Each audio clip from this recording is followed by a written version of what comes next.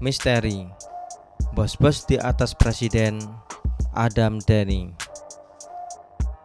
Perseteruan antara IGD Aryastina alias Jering dan Adam Dhani terus berlanjut.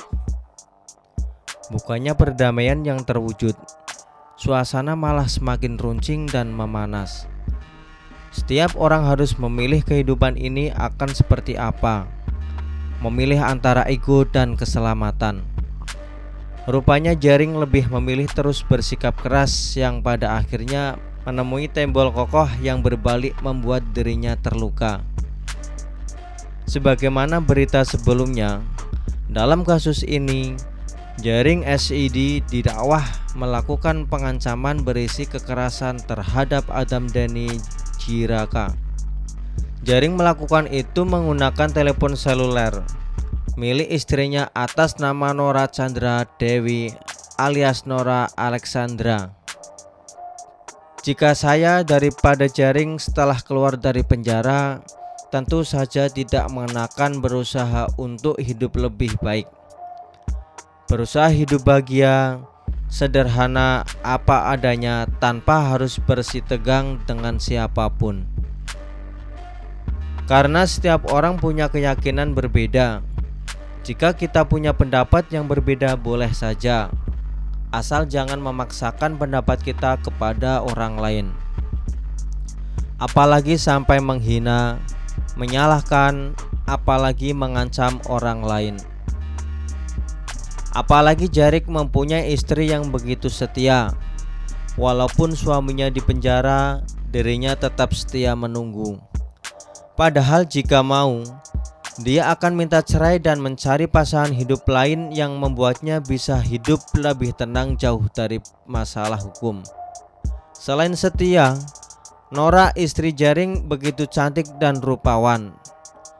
Orang seperti ini sangat jarang. Istri cantik dan baik merupakan perhiasan dunia. Karena apabila memilih istri cantik dan baik, kebahagiaan dunia akan lebih mudah tercapai. Babak baru perseteruan Jering SID dan Adam terungkap dan cukup mengejutkan. Adam Dhani dituding pihak IGD Aryastina alias Jering meminta uang 15 miliar rupiah jika ingin laporan kasus pengancaman yang dilaporkan ke Polda Metro Jaya dicabut. Uang itu disebut untuk bos-bos di atasnya Adam Dhani. Hal ini terungkap di dalam sidang lanjutan di Pengadilan Negeri Jakarta Pusat PN Jakpus. Salah seorang pengacara Jering, Sugeng Teguh Santoso, membacakan nota keberatan atau eksepsi terhadap dakwaan jaksa. Sejak perkara ini muncul, Sugeng mengatakan Jering beberapa kali berupaya menghubungi Adam Dhani untuk menyampaikan permintaan maaf. Jering mengaku turut mengajak ayahnya untuk langsung meminta maaf ke Adam Dhani, tetapi permintaan itu disebutnya tidak dipenuhi Adam Dhani. Hingga pada tanggal 19 November 2021 terjadi pertemuan di Hotel Raffles Jakarta antara Jering dan Adam Dhani dalam rangka membahas upaya perdamaian. Jering serta ayahnya tiba di Jakarta. Setibanya di lokasi pertemuan, diperiksa oleh dua orang yang mengaku sebagai pengawal Adam Dhani menggunakan masker bertuliskan TNI. Kemudian kedua orang ini dipaksa untuk memastikan tidak ada alat rekam dalam pertemuan dengan Adam Dhani. Awalnya dialog disebut Sugeng berlangsung santai. Baru ketika memasuki pembahasan soal pencabutan laporan, Adam Dhani disebut mengajukan harga. Ketika memasuki permintaan permohonan pencabutan laporan, pihak Adam Dhani menyatakan bahwa laporan bisa saja dicabut tapi biayanya sangat tinggi. Adam Dhani kemudian menulis angka 15 miliar rupiah di atas kertas dan disampaikan bisa nego. Kemudian terdakwa menanyakan berapa bisa nego dan dijawab 10 miliar rupiah. Sugeng menyebut Adam Dhani meminta uang itu untuk bos-bos di belakangnya. Siapa yang dimaksud? Adam Dhani mengaku uang tersebut untuk bos-bos di belakangnya yang mendukung untuk memenjarakan terdakwa.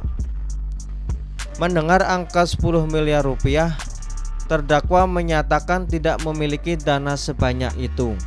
Wow, pernyataan dari pengacara Jaring ini cukup berbahaya karena mengungkapkan sesuatu yang biasa saja disebut rekayasa untuk menjebloskan Jaring kembali ke penjara.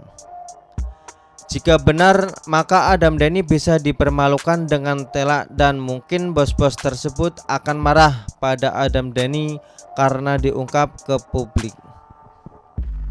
Tapi sebaliknya, jika pengacara Jaring ini bohong, maka masalah akan semakin bertambah dan semakin rumit. Dan benar saja Adam Dhani tidak tinggal diam dengan tuduhan tersebut. Adam Dhani mengatakan dirinya telah melaporkan kuasa hukum Jaring, Sugeng Teguh Santoso, atas pernyataan tersebut. Laporan itu dibuat di Polda Metro Jaya pada Selasa tanggal 7 bulan 12 lalu. Jika Teguh tidak bisa membuktikan tuduhan tersebut, bisa-bisa pengacara Jaring jadi tersangka. Wah, makin runyam sana nih urusan. Menurut saya, tuduhan pengacara Jaring tersebut merupakan rencana membabi buta hanya untuk meloloskan Jaring dari jeruji besi. Saya kira Jaring harus menunjukkan niat tulusnya dalam meminta maaf, bukan meminta maaf dengan tujuan agar laporan Adam dicabut, tapi permintaan maaf yang mengandung kesadaran bahwa tindakannya salah.